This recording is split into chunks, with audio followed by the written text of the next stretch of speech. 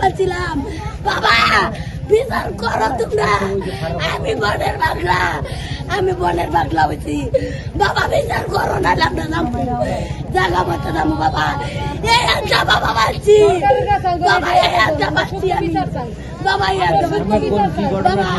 তোমরা বিচার করো না, আমরা বাড়ি যাই। আমি একটা মারছি, আমরা বাপ নাই মানাই এতিম। আমার বড় বোন আমরা মারছে, বাইরে মারছে সব। কারা কারা মারছে? এই যে বাড়ি সবাই মারছে আমার ফেলে।